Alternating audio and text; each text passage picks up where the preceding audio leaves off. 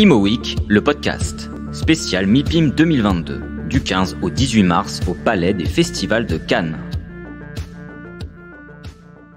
Imo Week au MIPIM, nous sommes avec Charles Boudet, président de JLL, tout jeune président de JLL, puisque vous avez été nommé au mois de février de cette année, après avoir été directeur général de JLL depuis 2016, groupe que vous avez rejoint d'ailleurs en 2009, au moment où vous avez développé JLL en Russie, mais on y reviendra peut-être tout à l'heure vu le contexte actuel. Alors, un mot d'abord sur votre présidence, tout jeune président, un mois d'action, comment ça se passe ? Je crois que la présidence, ça s'inscrit vraiment dans la continuité de ce que je faisais avant. Je dirais que le titre change, mais les ambitions, le plan, les équipes ne changent pas. Donc je crois que l'ambition des quelques années à venir, c'est vraiment d'accélérer toute la transformation qu'on a engagée depuis ces 5 dernières années, qui nous ont vu quasiment doubler notre chiffre d'affaires. Et donc continuer avec des ambitions de croissance fortes sur un plan à 2025. Quel bilan tirez-vous chez JLL après 2 années qui ont effectivement durement touché le secteur de l'immobilier du bureau, de commerce, de l'industrie hôtelière, du coworking, tous ces secteurs avec lesquels vous travaillez chez JLL. Donc vous l'avez dit, 5 années de croissance, mais ces 2 années, est-ce qu'elles ont été problématiques? Est-ce qu'elles ont vu vos objectifs changer? Je crois que des changements de l'ampleur que l'on a pu connaître pendant ces 2 dernières années, notamment avec le Covid, évidemment un impact, je dirais à la fois sur les objectifs et sur la vitesse à laquelle on peut mettre les choses en marche, mais elle confirme vraiment toutes les choses que nous avions engagées précédemment et qui ont vu, dont le succès a pu vraiment s'accélérer. On avait fait l'acquisition de 2 conseils en supply chain pour accompagner la mutation du marché de la logistique, qui aujourd'hui nous positionne de manière très différenciée et avec une véritable compréhension de ce secteur.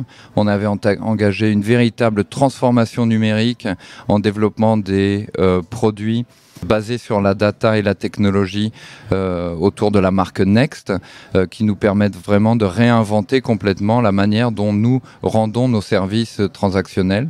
Et puis, je crois que ce que la pandémie a rajouté, c'est l'accélération au niveau du développement durable, de la prise de conscience générale, et chez les individus, et je dirais au sein de l'écosystème économique, et là encore ça a été pour nous certainement l'occasion de mettre en place une feuille de route qui sera très ambitieuse à l'horizon 2025. L'enjeu du développement durable est colossal pour notre industrie, puisque 30% des émissions de CO2 sont liées directement ou indirectement à l'immobilier, donc on a tous un rôle vraiment clé à jouer autour de cette thématique-là. Nous, avec notre position de conseil, nous avons la chance d'intervenir sur beaucoup de mètres carrés, puisque notre activité est moins intense en capital que celle d'un promoteur ou d'un investisseur par exemple.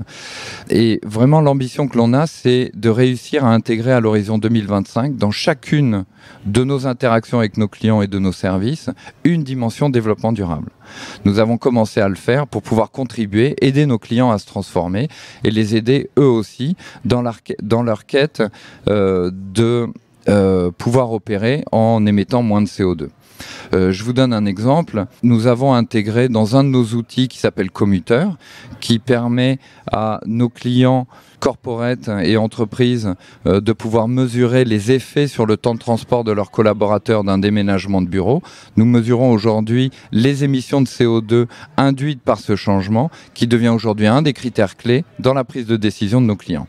Voilà un exemple qui est en train de se dérouler et de se démultiplier dans absolument chacun de nos métiers, et Dieu sait qu'ils sont larges. Vous le voyez évoluer comment l'immobilier de bureau justement? Est-ce que le résidentiel, le bureau sont forcément liés maintenant? La société évolue de manière très profonde et forcément ça influe sur la manière dont elle consomme les bureaux ou dont elle consomme l'immobilier.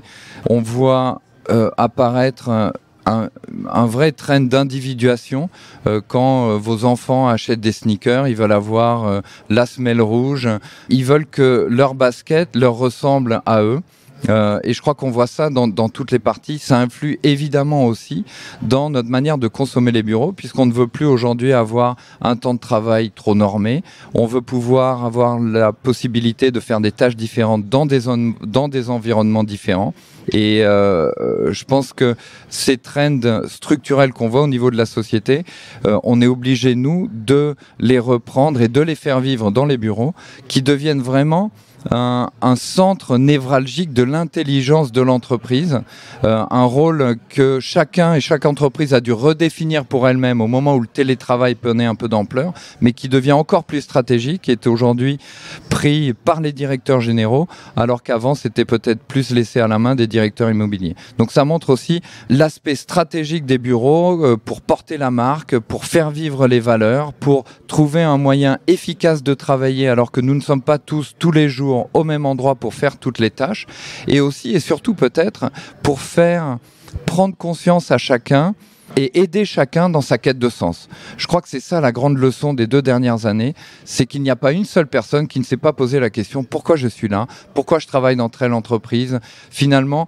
à quoi doit ressembler ma vie. Aujourd'hui, le bureau a un rôle fondamental dans l'aide pour aider chacun à trouver sa quête de sens. Alors justement, vous l'avez dit, j'imagine que dans votre projet à horizon 2025, tout cela est pris en compte, bien évidemment. Est-ce que la partie crise que l'on vient de traverser également et que l'on est encore en train de traverser avec la guerre en Ukraine aussi, est-ce qu'il y a cet aspect-là aussi qui est inclus dans vos objectifs, à savoir comment réagir rapidement à une crise? On réagit bien en général, que ce soit à une crise ou à ce qu'on appelle du business as usual, quand on se sent bien dans son environnement.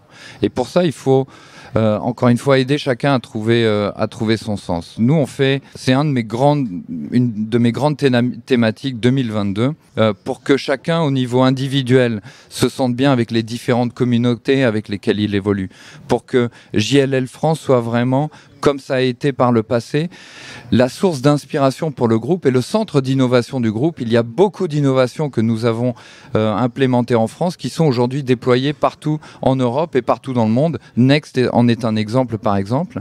Et puis, que chacun sente chez JLL vraiment la force de notre mission qui est de travailler ensemble pour un monde plus durable et un monde meilleur. J'allais justement enchaîner sur la position de JLL France par rapport au groupe mondial, donc a priori plutôt motivant, plutôt porteur d'idées. Vous savez, on en parlera peut-être, mais moi je suis arrivé en 2015 en provenance de Russie, et je dirais comme tout le monde comme vous avez des préjugés sur la Russie, moi j'avais aussi des préjugés sur la France, et j'étais impressionné de retrouver une telle profondeur de talent, une telle créativité en France, et des profils d'un tel niveau. Je crois qu'il y a et un esprit aussi collaboratif entre les équipes. Et je crois que ça, ce sont les composantes primordiales pour pouvoir faire dans une entreprise de service l'innovation qu'il faut. Et je crois que le groupe l'a bien perçu et l'a bien vu. Et c'est évidemment très motivant pour l'ensemble des équipes. Je crois qu'en parallèle de ça, il faut aussi savoir développer un esprit intrapreneurial au sein des équipes et s'autoriser à faire des erreurs. Il y a aucun problème à faire des erreurs. Si on veut être dans l'innovation et si on veut pouvoir innover, on sait déjà que toutes les tentatives ne marcheront pas. Et créer cet esprit où on s'autorise à faire des erreurs, c'est quelque chose aussi de fondamental pour pouvoir fournir justement ces innovations pour le groupe. Alors vous m'avez tendu la perche en parlant de la Russie. Forcément, vous qui avez vécu en Russie, qui avez développé JLL là-bas en Russie, qui connaissez bien ce pays, quel regard vous portez sur cette crise aujourd'hui? Et est-ce que les sanctions économiques, notamment, qui sont portées contre la Russie, d'après vous, auront-elles un véritable effet? Je suis évidemment, je dirais, assez touché par le conflit et outré finalement de la manière avec laquelle la Russie se comporte aujourd'hui. Le gouvernement russe, je fais bien la distinction, se comporte aujourd'hui. J'ai moi-même, dans mon environnement proche, beaucoup d'amis ukrainiens, français évoluant en Russie, ou russes qui sont très touchés par cette crise. Vous parliez des sanctions. Les sanctions sont fortes, nécessaires et incroyablement efficaces. Aujourd'hui, la Russie est vraiment une bête blessée qui essaye, dans une course contre la montre qu'elle peut perdre, qui essaye de sortir de la situation finalement dans laquelle elle s'est mise. Et c'est vraiment peut-être un pied de nez de l'histoire, mais je suis impressionné de voir la différence qui se passe en ne serait-ce que 10 jours pour celles et ceux que je connais bien et qui sont impactés par cette crise. Je pense que c'est d'une violence inouïe et ça aura certainement des conséquences un peu plus durables pour nos économies.